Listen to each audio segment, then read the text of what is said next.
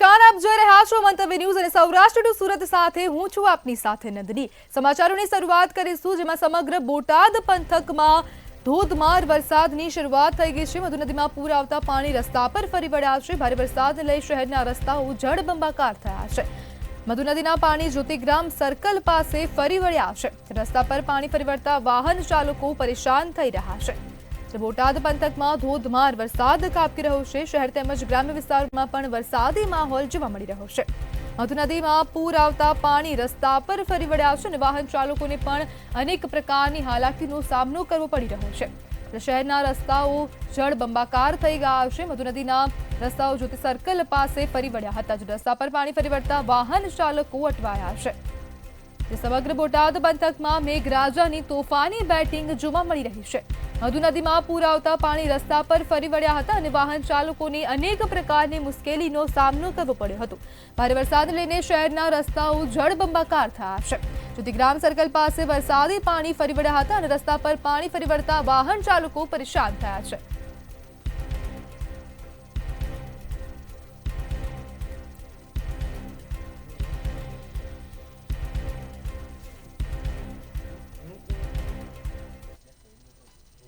બોટાદ પંથકમાં અવિરત વરસાદની શરૂઆત થઈ ગઈ છે। તો આ સમાચાર સામે આવી રહ્યા છે, જેમાં બોટાદ પંથકમાં હવે અવિરત વરસાદ જોવા મળી રહ્યો છે।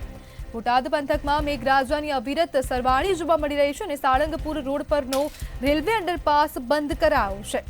ધોધમાર વરસાદ પડતા અંડરપાસમાં વરસાદી પાણી ભરાઈ ગયા છે। લોકોની સલામતીને લઈને અંડરપાસ બંધ કરવામાં આવ્યો છે। ટ્રાફિક પોલીસ દ્વારા બેરિકેડ મૂકીને રસ્તો બંધ કરવામાં આવ્યો છે। બોટાદ પંથકમાં ભારે વરસાદ ખાબકી રહ્યો છે અને અવિરત વરસાદ જોવા મળી રહ્યો છે। સાળંગપુર રોડ પરનો રેલવે અંડરપાસ બંધ કરવામાં આવ્યો છે અને ભારે વરસાદને પગલે અંડરપાસમાં વરસાદી પાણી ભરાઈ ગયા છે, જેને લઈને અંડરપાસ હવે બંધ કરવામાં આવ્યો છે। લોકોની સલામતીને લઈને અંડરપાસ બંધ કરવામાં આવ્યો છે અને પોલીસ દ્વારા બેરિકેડ મૂકીને રસ્તો બંધ કરવામાં આવ્યો છે। બોટાદ પંથકમાં મેઘરાજાની અવિરત સરવાણી જોવા મળી રહી છે।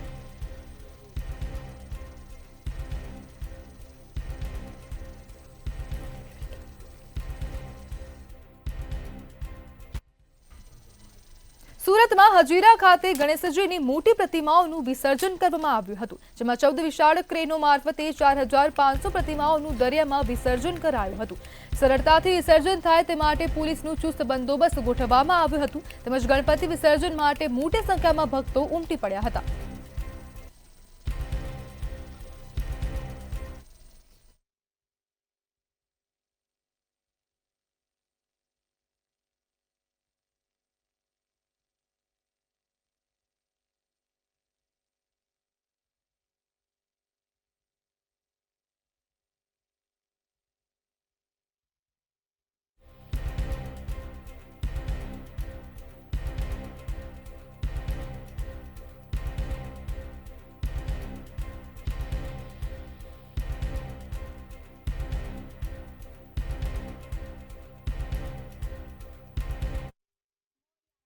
સાથે બાપ્પાની વિદાય કરવામાં આવી રહી છે। મંતવ્ય ન્યૂઝની ટીમ પહોંચી છે સુરતના હજીરા ખાતે। હજીરા ખાતે 14 જેટલી ક્રેનોનું આયોજન કરવામાં છે। ચુસ્ત પોલીસ બંદોબસ્ત પણ ગોઠવવામાં આવ્યો છે। સુરક્ષા વ્યવસ્થાનું તમામ ધ્યાન રાખવું છે। સુરત પોલીસ દ્વારા એક ચપ્પે જે છે સુરક્ષા વ્યવસ્થાની કાળજી લેવા મળશે। તેવામાં સુરતના હજીરા ખાતે ડીસીપી રાજેશભાઈ પરમાર આપણી સાથે છે। આપણે એમની જોડે વાત કરીને જાણીએ એમનું શું કહેવું છે। સર, આજે હજીરા ખાતે વિસર્જનની પ્રક્રિયા હાથ ધરવામાં આવી રહી છે, કઈ રીતનું આયોજન છે? આપ અત્યારે જોઈ રહ્યા છો કે આપ મારી પાછળ ટોટલ 12 ક્રેનો લગાવેલી છે, એક રિઝર્વ ક્રેન પણ લગાવેલી છે। આ ક્રેનો મારફતે ગણપતિની ગમે એટલી મોટી ઊંચાઈવાળી મૂર્તિઓ છે દરેકનું વિસર્જન થઈ રહ્યું છે। અત્યાર સુધીમાં 700 જેટલી મૂર્તિઓનું વિસર્જન થઈ ચૂક્યું છે, તથા મોડી રાત સુધી 3,500 થી 4,500 મૂર્તિઓનું વિસર્જન થનાર છે।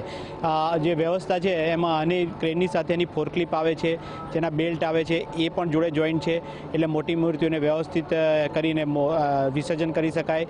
આ ઉપરાંત 4 વ્હીલરનું પાર્કિંગ રાખવામાં આવેલું છે, 2 વ્હીલર પાર્કિંગ રાખવામાં આવેલું છે અને એના કારણે અહીંયા આગળ કેઓસ ના થાય એનાની પણ વ્યવસ્થા કરવામાં આવી છે। ભાવિક ભક્તજનોને તકલીફ ના પડે એટલા માટે પીવાના પાણીની વ્યવસ્થા, ટોયલેટની વ્યવસ્થા પણ કરવામાં આવેલી છે। આ ઉપરાંત હું આપના માધ્યમથી ભાવિક ભક્તોને એ પણ કહેવા માગું છું કે ઓવારાની એકદમ નજીક ના જાય, ત્યાં અમારી બેરિકેટિંગ છે એનાથી દૂર રહે, કારણ કે અત્યારે હેવી કરંટ છે, અત્યારે હાઈ ટાઈડ છે, તો એ પણ સાવચેતી રાખે એવી પણ અમારી એક નમ્ર વિનંતી છે।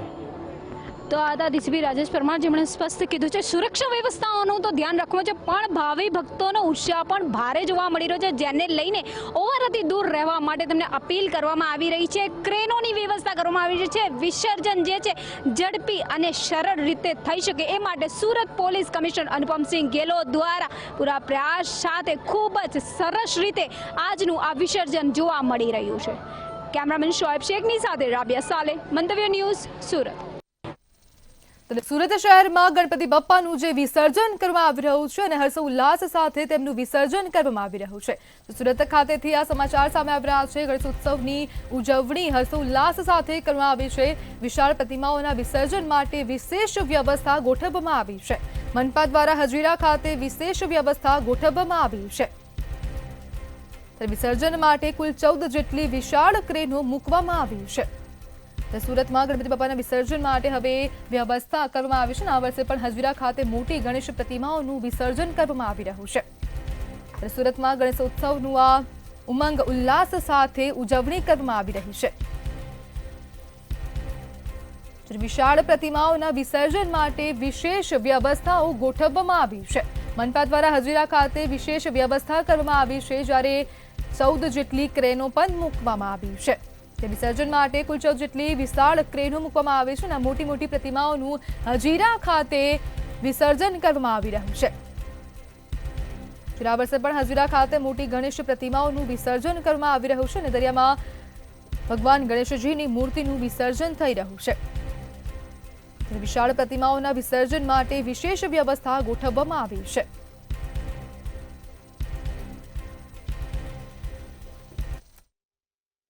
ગણપતિ વિસર્જનને લઈને ભક્તોમાં અનેરો ઉત્સાહ જોવા મળી રહ્યો છે. મંતવ્ય ન્યૂઝની ટીમ પહોંચી છે સુરતના હજીરા ખાતે.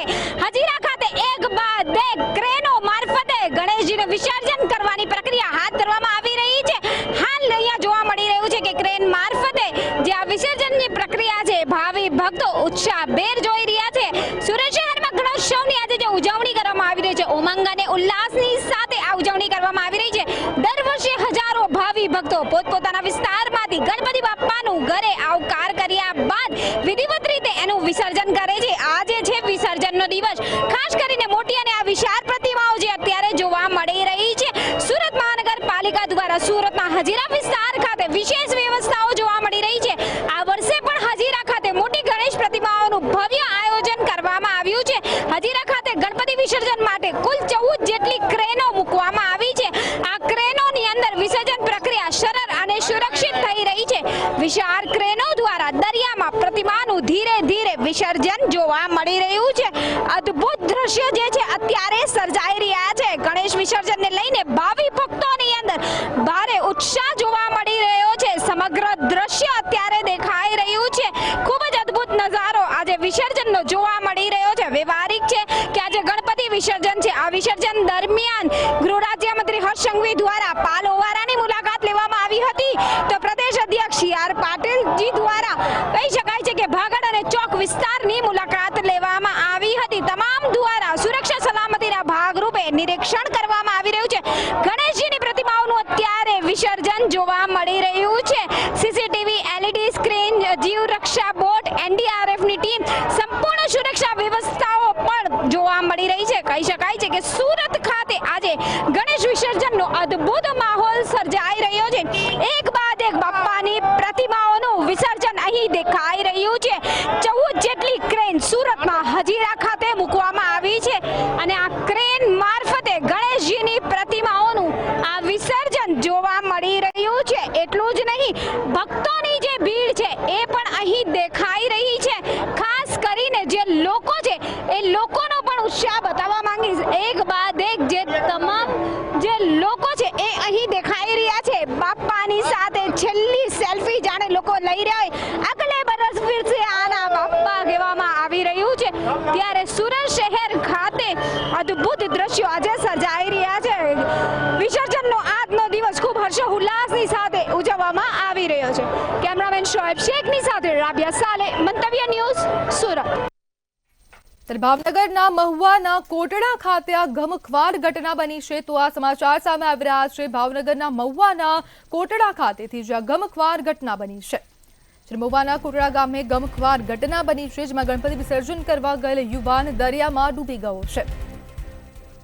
ગણપતિ વિસર્જન સમયે આ દુર્ઘટના સર્જાઈ છે. બેલમપર ગામેથી ગણપતિ વિસર્જન માટે આ યુવાન ગયો હતો અને આ યુવાન દરિયામાં ડૂબી ગયો છે. 17 વર્ષીય વિશાલ સકુરભાઈ ગોહિલ નામનો યુવાન દરિયામાં ડૂબી ગયો છે. સ્થાનિક તરવૈયાઓ દ્વારા યુવાનની શોધખોળ શરૂ કરવામાં આવી છે. ભાવનગરના મોવાના કોટડા ગામ ખાતેથી આ સમાચાર સામે આવી રહ્યા છે, જેમાં મામલતદાર અને તંત્રની ટીમ પણ ઘટના સ્થળે પહોંચી ગઈ છે.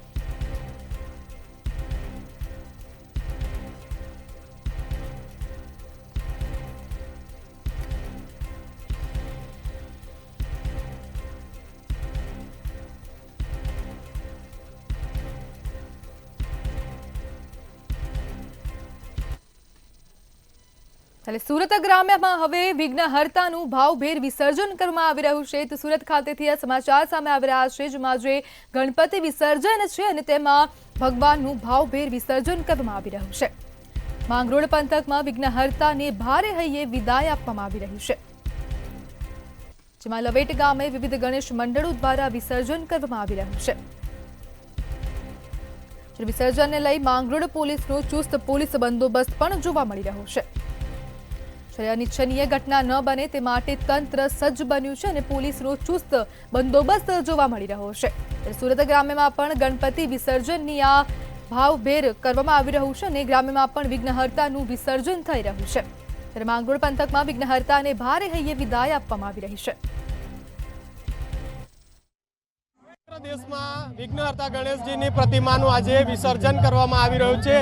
સુરતના ગ્રામ્ય વિસ્તારમાં પણ જે પ્રકારે વિઘ્નહર્તા ગણેશજીને વિદાય કરવામાં આવી રહ્યા છે, દ્રશ્યોમાં જે રીતે જોઈ શકાય છે, સુરતના અંતરિયાળ વિસ્તારના માંગરોળ તાલુકાના લવેટ ગામના દ્રશ્યો છે કે જ્યાં વિવિધ જે ગણેશ મંડળ છે, ભાવિક ભક્તો છે, તેમના દ્વારા ગણેશજીની પ્રતિમા છે તેનું વિસર્જન કરવામાં આવી રહ્યું છે. એક તરફ વરસાદી વાતાવરણ છે, વરસાદી વાતાવરણ વચ્ચે પણ જે ભાવિક ભક્તો છે તેઓનો ઉત્સાહ ચોક્કસપણે જોવા મળી રહ્યો છે. કહી શકાય કે 10 દિવસની પૂજા અર્ચના બાદ જે પ્રકારે આજે વિઘ્નહર્તા ગણેશજીની પ્રતિમા છે તેમને વિદાય કરવામાં આવશે.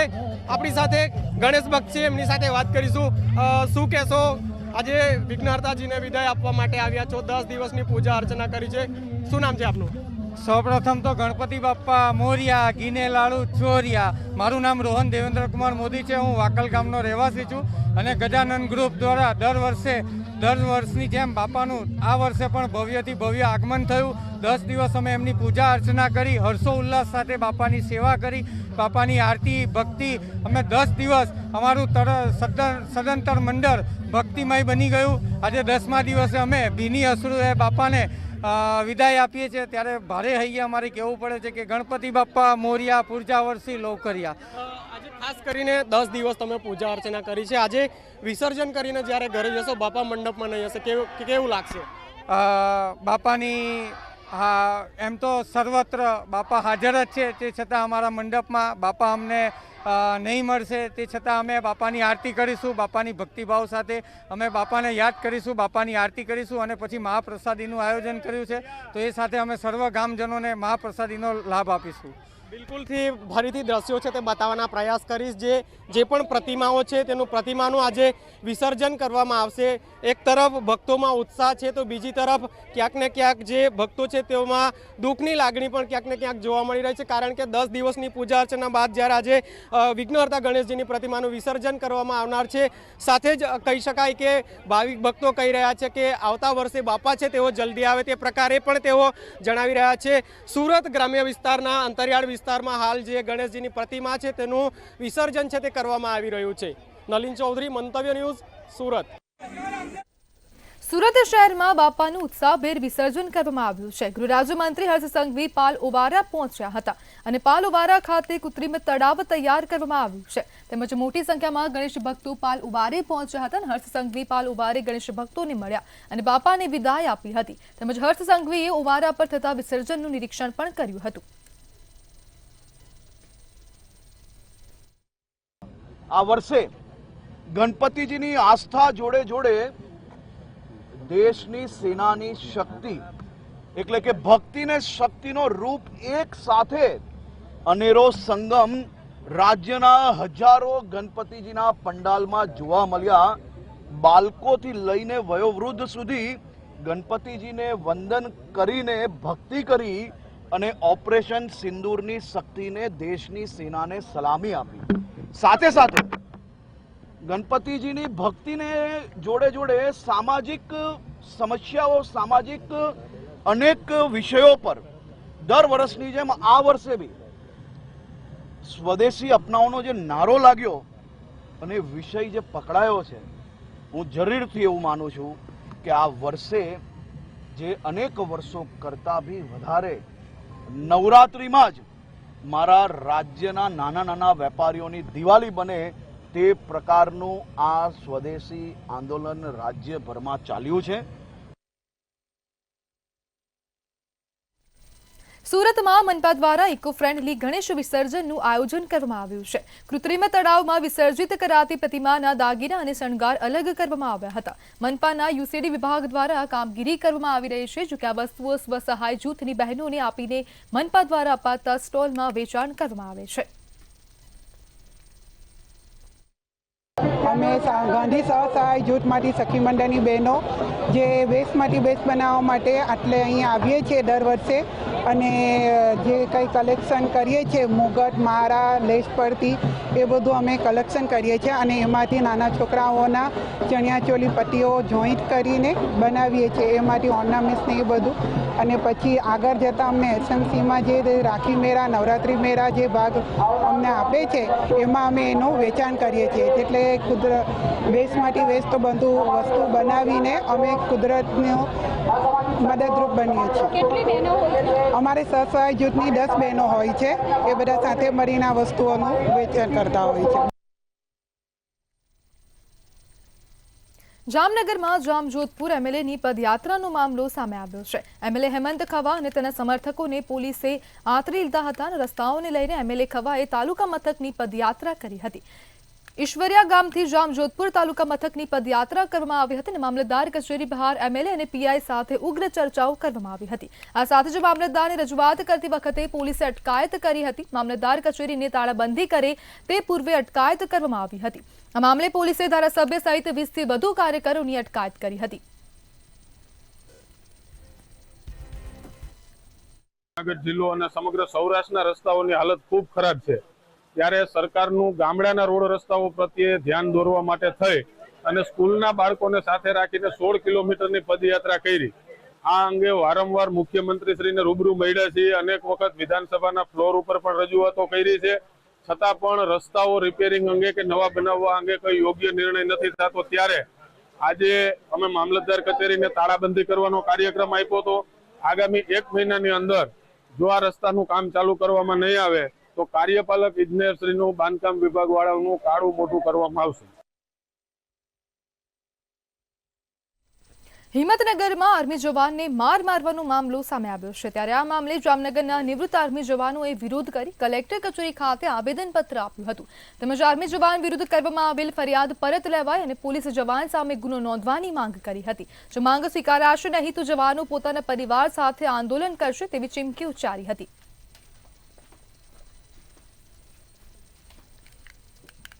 ટ્રાફિકના જે ફરજ ઉપર જે આપણા ભાઈઓ હતા 7-8 જણા, એમના માધ્યમથી જે કાંઈ બબાલ થઈ, કાળા કાચ છે જે પોતાની ગાડીમાં હશે અને એ કાઢવા બાબતે, ત્યારે ખરેખર જે પોલીસ છે આપણી એ વંદનીય છે અને એ પોતે સારી કામગીરી કરતી હોય છે. પણ ક્યારેક એવી ભૂલ કરતી હોય છે કે આ જે ઘટના એવી બની કે જે સૈનિક સર્વિંગ સોલ્જર હોય એને કાયદાની એટલી બધી ખબર ન હોય તો એને પોલીસની ફરજમાં આવે એને કેવું જોઈએ કે આ કાળા કાચવાળી ગાડી છે. પાલનપુર ખાતે બ્લેક ફિલ્મ વાળી કાર લઈને જઈ રહેલા આર્મી મેનને રસ્તામાં રોકી પોલીસ દ્વારા દુર્વ્યવહાર અને ઢોર મારવામાં આવ્યું હતું, જેનો વિડીયો પણ હાલ સોશિયલ મીડિયામાં વાયરલ થઈ રહ્યો છે. જેને લઈ ભાવનગર ખાતે પણ માજી સૈનિક સંગઠન દ્વારા યોગ્ય કાર્યવાહીની માંગ સાથે કલેક્ટરને આવેદનપત્ર આપવામાં આવ્યું હતું.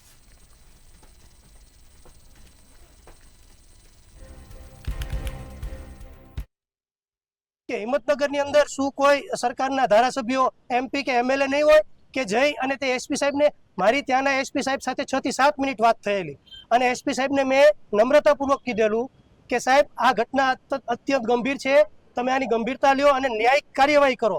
છતાં પણ મારી વાતને ગંભીરતાથી સાંભળવામાં ના આવી.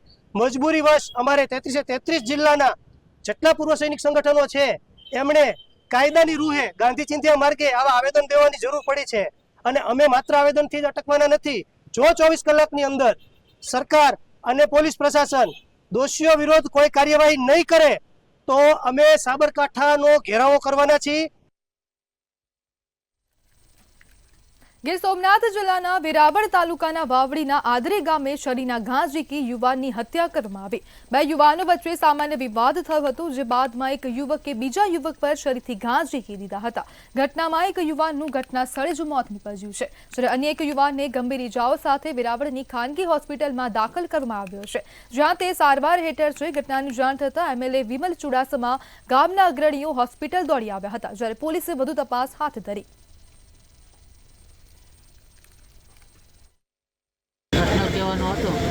પ્રશ્ન કહેવાનો હતો કે મેવાડા પરિવારનો તે ઓપન વેચમાં એ બાબતે બોલાચાલી થતી હતી. ત્યાં તે ભાઈ આવ્યા, તે ગોપાલભાઈ સાહેબ ઉપનામ ભાવેશભાઈ સોલંકી, એટલે પોતે ચરી લે ને ભૂપતભાઈ ભીખા મેવાડા, રાજાભાઈ ભીખા મેવાડા, તેમજ દીપકભાઈ સિદ્ધિ મેવાડા, પ્રવીણભાઈ કરશનભાઈ મેવાડા ને રાણાભાઈ ભીખાભાઈ મેવાડા એને શરીરના ઘા ઝીકેલા. ભાવનગરમાં રખડતા ઢોરને પકડવા માટે બનાવવામાં આવેલા ઢોર ડબ્બા ફરી વિવાદમાં આવ્યા છે. બાલા હનુમાન પાસે આવેલ ડબ્બામાં ગંદકી અને કાદવના કારણે ભૂતકાળમાં અનેક ઢોરના મોત પણ થયા હતા, જ્યારે હાલ આ ડબ્બો સ્થળાંતરણ કરવાની વાતને લઈ વિપક્ષે આકરા પ્રહારો કર્યા છે.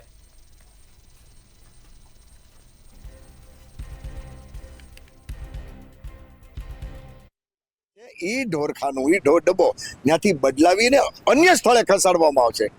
શા માટે? મોટા વ્યક્તિઓ રહેવા આવે એટલે પહેલા આજુબાજુ રહેતા હતા એને કોઈ તકલીફ પડતી નહોતી, હવે તકલીફ પડશે. મને એવું લાગે છે કે આ ભારતીય જનતા પાર્ટીના કાર્યકરો જ કદાચ, મને એવું લાગે, આજુબાજુમાં રહેવા આવ્યા છે, એના કારણે આ ઢોર ડબ્બા ત્યાંથી ખસેડાને અન્ય સ્થળે, અને વાર્ષિક 80 લાખનો કોન્ટ્રાક્ટ આ કોર્પોરેશન આપે છે, અને કોન્ટ્રાક્ટર પણ મને એવું લાગે એજન્સી કે કોન્ટ્રાક્ટર પણ ભારતીય જનતા પાર્ટીના હોય છે. પૈસાનો કોઈ જગ્યાએ વ્યવસ્થિત જે ઉપયોગ થવો પડે થતો નથી. બાલા હનુમાન જે ઢોર ડબ્બો છે તેને આપણે આખો વ્યવસ્થિત આધુનિક ઢોર ડબ્બો બનાવવા માટે આપણે એના પ્રયત્ન કર્યા હતા, પરંતુ હવે આપણે એ ડબ્બો ટૂંક સમયમાં આપણે ત્યાંથી આપણે શિફ્ટ કરીને એને આપણે બીજી જગ્યાએ કરવાના છીએ. એટલા માટે થઈને જ બાલા હનુમાન ઢોર ડબ્બામાં જે પહેલા એક સમયે જ્યાં 600 થી 700 જેટલા પશુઓ રાખવામાં આવતા હતા, તે પશુઓ અમે ધીમે ધીમે અન્ય ડબ્બાઓ અને અન્ય ગૌશાળાઓમાં ટ્રાન્સફર કરીને અત્યારે હાલમાં બાલા હનુમાન ડબ્બા ખાતે ફક્ત 130 થી 140 જેટલા પશુઓ રાખી રહ્યા છીએ. એ પણ ટૂંક સમયમાં ધીમે ધીમે આપણે એ પશુઓનો ત્યાંથી નિકાલ કરવાનો છે.